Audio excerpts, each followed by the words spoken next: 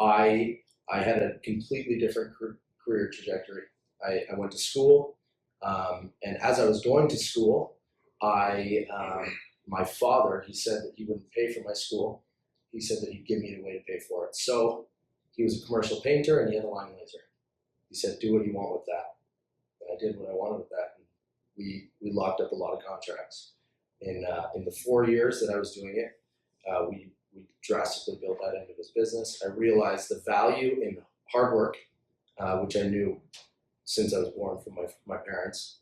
That makes me a little emotional because I wouldn't be here without them. Anyways, long story short, I decided I didn't want to do what I was going to do, what I set out to do, what I got my education for.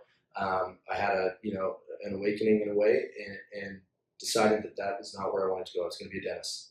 So I decided to do asphalt work, which is basically just doing work. It's just like working on people's teeth, but it's on the road. Yeah, it's just on a way bigger scale, and yeah, I mean, it's amazing. But it's crazy how things work out, man.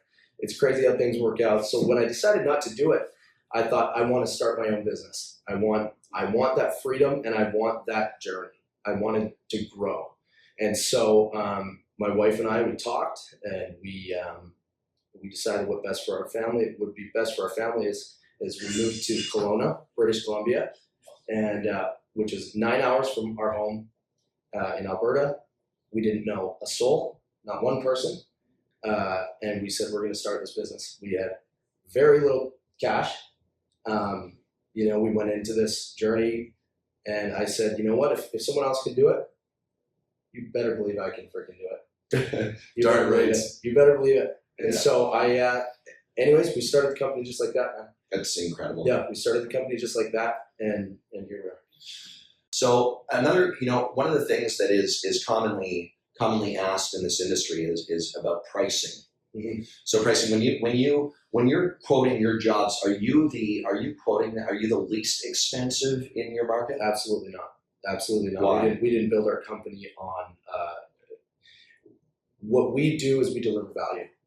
We are priced according to our value. We feel that it mirrors what we deliver. Now, we're fair, but we're most definitely not the lowest, because from the minute that we start our communication with our customers, we try to be not just different from any asphalt maintenance or asphalt contractors, that we want to be different than any contractors they've worked with, period.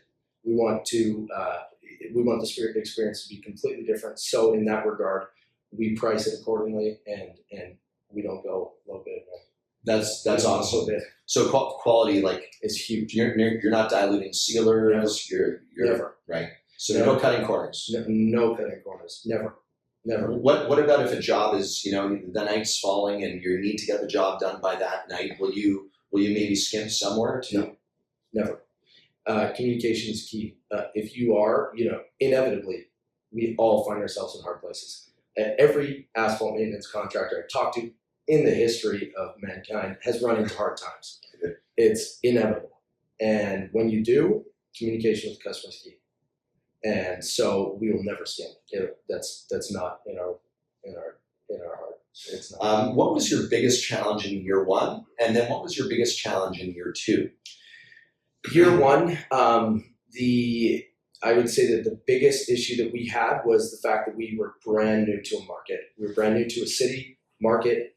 We didn't know anyone. And so that was, as we all know, relationships are everything.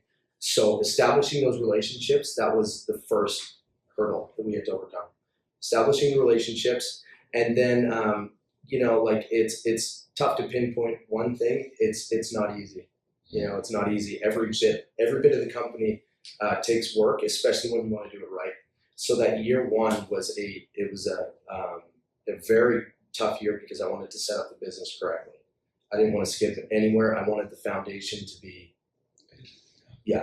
solid. So, and that would be. Yeah. I understand. Year two, kind of like as you've gone through year two, you find some incredible improvements and adjustments. Absolutely, yeah. I think that year team, that's huge. Finding the right people, putting them in the right places, that's huge. Also, just logistical issues. getting the sealer, where Asphalt Kingdom has been massive for us. Getting crack filler, just the logistical end. That's kind of where I would say our toughest part in year two, and people. What is your vision for the future of Orca? My vision for the future, I want us to grow at an appropriate rate, not too fast, but I want to maintain the same value. I want to, I don't want to lose the value. Like, as we're a smaller company now, we are able to deliver phenomenal value, and that is key. I don't care how big we are and how much money we're making. If we're not doing it right, no, that's worth it. Well, and I know you too. Like, I know you personally and very well. Yeah. And the value and just the human being that you are, I know that you'll always be doing that, man. I appreciate that. I know that value is more important to you than money is, right? Yeah, absolutely. And that's when you have that mindset, when you want your customers to have that wow factor and really feel as though you've been able to protect and maintain that investment, that asset that they have, and they feel that value associated with it, that you really truly do care. That's when you start winning projects. That's when you get the word of mouth. And that's truly where your business starts to grow. Right. So money is an inevitable byproduct of delivering great value. Correct.